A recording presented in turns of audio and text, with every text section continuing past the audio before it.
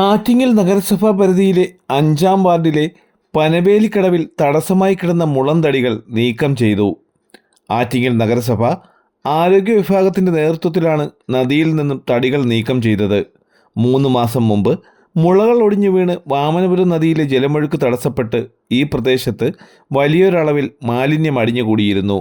തുടർന്ന് ഇറിഗേഷൻ വകുപ്പിലെ കരാറുകാരൻ നദിയിൽ നിന്ന് നീക്കം ചെയ്ത മുളകൾ പനവേലിക്കടവിലും കടവിലേക്ക് ചെന്നെത്തുന്ന റോഡിൻ്റെ വശങ്ങളിലും കൊണ്ടിടുകയും ഇവ കടവിലെത്തുന്ന നാട്ടുകാർക്കും കടത്ത് ഉപയോഗിക്കുന്നവർക്കും കടത്ത് തോണിയിലെ യാത്ര ദുസ്സഹമാക്കിയിരുന്നു.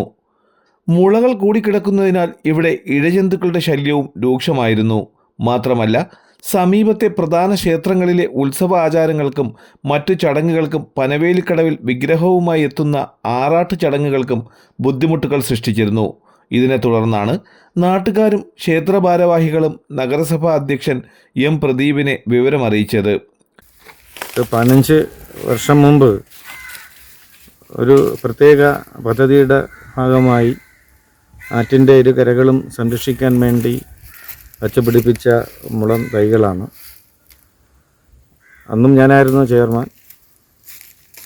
അത് വളർന്ന് വലുതായപ്പോൾ നല്ല വെള്ളപ്പാച്ചിലിൽ മുള മൂടോടെ ഇടിഞ്ഞ് ആറ്റിൻ്റെ മധ്യത്തിലേക്ക് പോവുകയും ഒഴുക്ക് നിലയ്ക്കുകയും മാലിന്യങ്ങൾ കെട്ടി നിൽക്കുകയും ചെയ്യുന്ന അവസ്ഥയുണ്ടായി. അന്ന് വിവാദമായിട്ടുള്ളൊരു വിഷയമായിരുന്നു.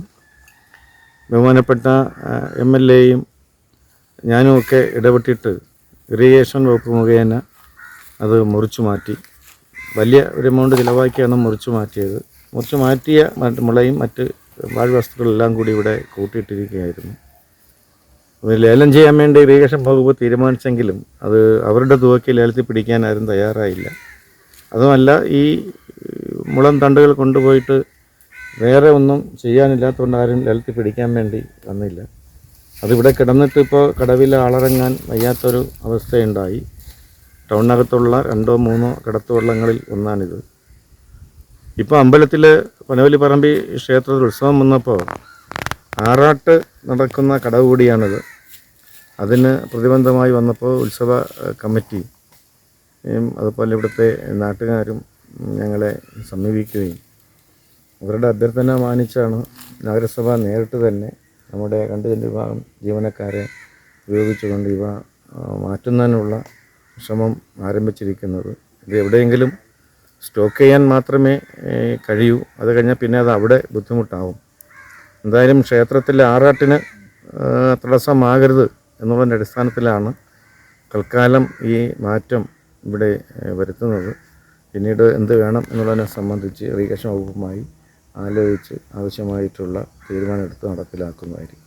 ഇതിനെ തുടർന്നാണ് ചെയർമാൻ ആരോഗ്യ വിഭാഗം ഉദ്യോഗസ്ഥരുടെ നേതൃത്വത്തിൽ ശുചീകരണ തൊഴിലാളികളുമായി സ്ഥലത്തെത്തി നാട്ടുകാർക്ക് തടസ്സമായ മുളന്തടികൾ കടവിൽ നിന്ന് നീക്കം ചെയ്തത്. തലസ്ഥാന വാർത്തകൾ, Attingal.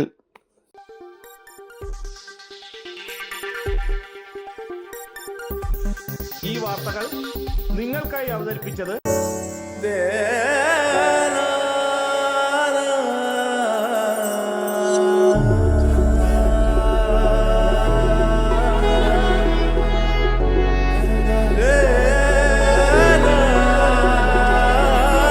Arabian Fashion Jewelry Wholesalers and Manufacturers. Attingal, Pothencode, Alamcode, Thrissur, Dubai. അതിരുകളില്ലാത്ത ആത്മബന്ധം. നിങ്ങളുടെ സ്വപ്ന ഭവനങ്ങൾക്ക് ചാരുത പകരാൻ അന്താരാഷ്ട്ര നിലവാരത്തിലുള്ള LED ലൈറ്റുകളുടെയും ബ്രാൻഡഡ് ഇലക്ട്രിക്കൽ, പ്ലംബിംഗ്, സാനിറ്ററി ഫിറ്റിംഗ്സുകളുടെയും വമ്പൻ ശ്രേണി ഒരുക്കി CS ഏജൻസീസ് ആൻഡ് ഇലക്ട്രിക്കൽസ്.